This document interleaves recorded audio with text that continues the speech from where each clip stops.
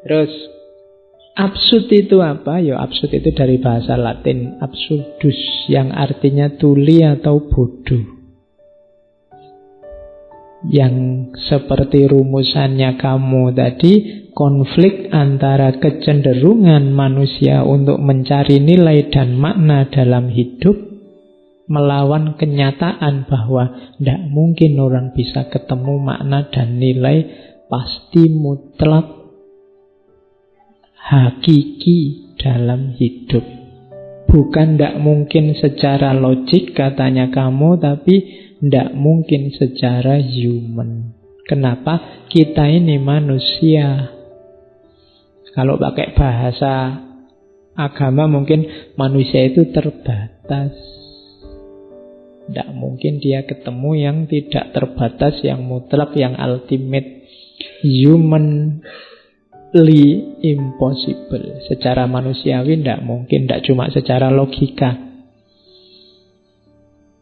Jadi nanti akhirnya dikenal aliran absurdisme.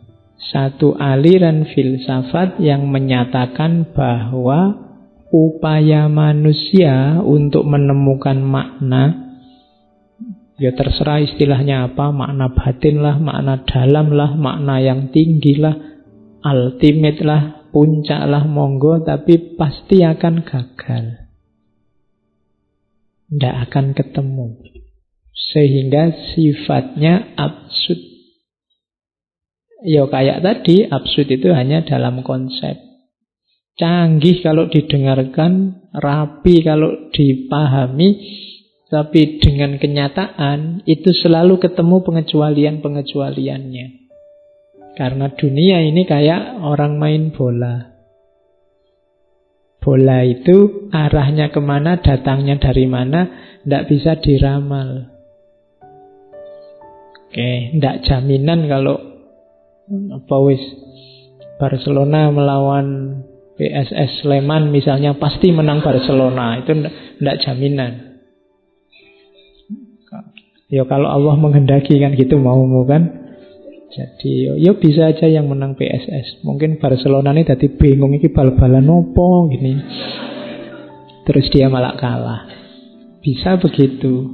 Hidup ini absurd memang. Jadi tidak usah kaget kalau klub idolamu yang kamu jago-jagokan kok kalah. Alasannya gampang. Ya hidup ini memang absurd.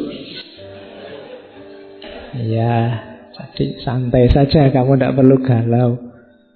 Oke. Nah, tadi kan feeling. Absurd itu yang kamu rasakan. Dari mana sih munculnya perasaan absurd itu?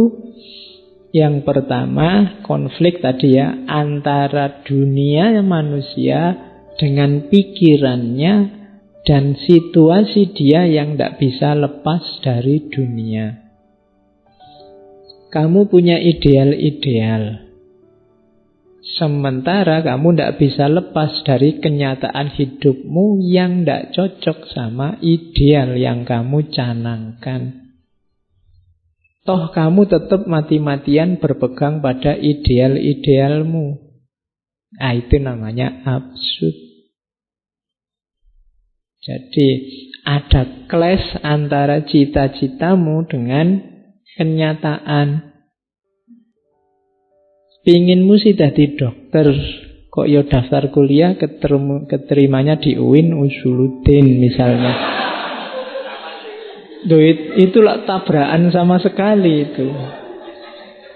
Iya, wis ndak bisa, gimana lagi, Bu? Kamu ngotot yang penting saya jadi dokter apa ya bisa. Ya paling mentong jadi dukun. Iya, lo itu yang disebut absurd oleh ya. Kita kan inginnya ya contoh gampang misalnya sistem pemerintahan kita pakai demokrasi biar A, B, C, D. Nanti mungkin banyak anomali dalam kenyataannya. Dan itu biasa karena memang dunia itu absurd. enaknya hidup itu gini loh Pak, bla bla bla bla. Tapi dalam kenyataannya pasti nanti geser, tidak sesederhana itu. Itulah nanti dari situ muncul perasaan absurd. Yang kedua, absurd itu bisa terletak pada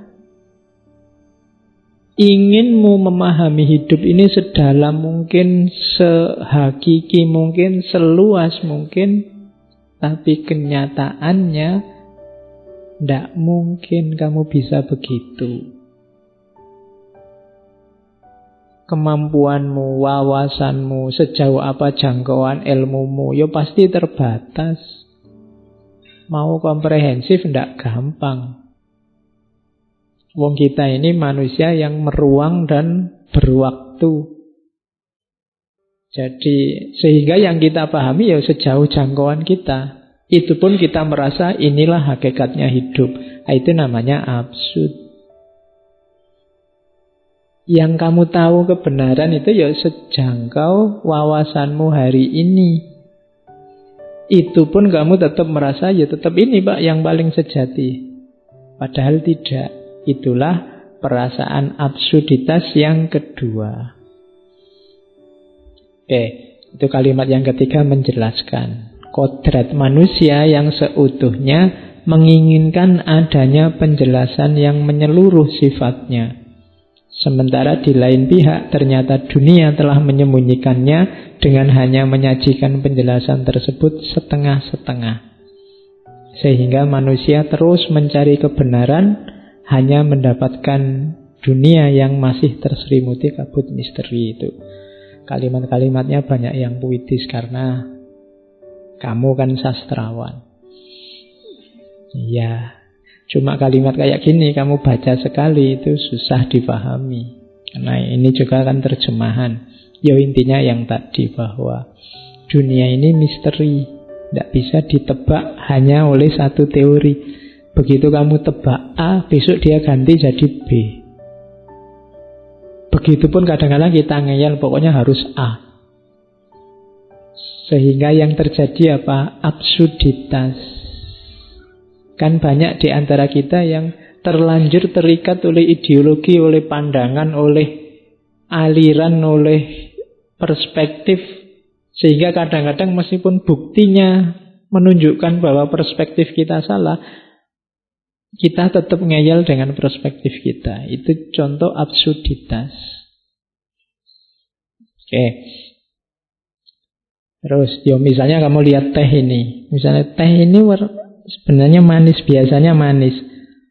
Terus begitu kamu rasakan, mungkin takmirnya lupa ngasih gula, terus lu pahit lo itu. Enggak Pak, teorinya tetap teh itu manis. Loh, wong saya merasakan sendiri pahit. Oh, itu bapak yang keliru. Nah, sekarang kan begitu orang. Jadi buktinya jelas, tapi kamu tetap gandolan, kamu tetap pegangan teorimu, perspektifmu yang selama ini kamu anggap benar. Itulah absurditas. Oke. Nah, itu ada quote-quote tentang absurditas yang saya ambil beberapa dari kamu. Misalnya ini absurd. Banyak orang belajar tentang kebahagiaan itu apa, diperoleh dari mana, isinya apa. Padahal katanya kamu, you will never be happy if you continue to search for what happiness consists of. Kamu tidak akan pernah bahagia kalau kamu terus mencari apa sih kebahagiaan itu. Kenapa? Selama kamu mencari, ya kamu akan sumpek dalam pencarianmu. Jadi sepanjang kamu mencari, kamu tidak akan pernah bahagia. Sama kayak you will never live if you are looking for the meaning of life. Kalau kamu hanya sibuk mencari makna hidup, lah kapan kamu hidup? Itu yang dimaksud absurditas.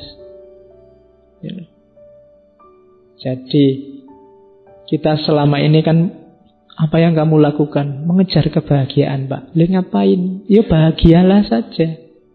Kalau kamu mengejar kebahagiaan, kamu tidak akan ketemu kebahagiaan, kamu ngejar terus. Wong dia tidak hilang misalnya. Tinggal kamu nikmati saja. Sama kayak hidup tadi. Kamu kok repot banget nyari maknanya apa, artinya apa, hakikatnya apa. Mbok sudah hidup gitu aja kan selesai. Nah, itu maunya kamu. Itu contoh betapa absurdnya kita. Bahkan kadang-kadang katanya kamu nobody realize. Tidak banyak orang yang sadar bahwa banyak orang menghabiskan sangat banyak energi untuk jadi normal. Itu kan dikritik. Untuk jadi orang biasa saja, jadi manusia yang normal, itu kadang-kadang kita menghabiskan banyak sekali energi. Banyak orang yang menghabiskan daya, tenaga, waktu, pengen jadi apa? Pengen jadi manusia yang sejati, Pak. Manusia yang sejati aja kok repot-repot. Ya mbak, kamu hidup aja sebagai manusia selesai. Tapi energi kita habis untuk mengejar cara jadi manusia yang normal. Kayak SpongeBob itu kan, ada ketika dia pengen jadi normal malah sumpek sendiri. Iya, jadi usahamu untuk jadi orang normal itu membuatmu jadi aneh. Harus ya kamu biasa saja jalani hidup seperti adanya sudah normal. Tapi kan kamu terus bikin standar-standar tentang kenormalan. Normal itu gini loh Pak, orang waras itu gini orang. Dan kamu kejar itu. Jadi energimu banyak habis untuk sesuatu yang tinggal kamu jalankan. Oke, itu kritiknya kamu. Itu ada yang ketiga saya bawa. Manusia selalu jadi korban dari kebenarannya. Begitu dia mengakui satu kebenaran, begitu dia memeluk satu kebenaran, maka saat itu juga dia memasang belenggu dalam hidupnya. He cannot free himself from them. Itu blundernya manusia, hidup dalam absurditas. Oke, kita selama ini berputar-putar hanya untuk kembali ke ranah normal, mencari makna hidup yang sejati. Hidup tinggal dihidupi selesai. Ingin jadi normal, kamu tidak usah ngapa-ngapain, itu sudah normal. Tapi kamu nambah-nambah ideal sendiri, nambah-nambah standar sendiri yang bikin hidupmu susah. Itulah absurdnya manusia. Bikin aturan-aturan sendiri, nanti kalau sudah direpotkan oleh aturan, gegeran sendiri. Terus setelah itu aturannya dihapus sendiri, bikin aturan baru lagi gantinya, terus gegeran lagi, terus dihapus lagi ganti. Kan selalu begitu. Energi kita habis dalam absurditas. Nah, itu kritiknya kamu.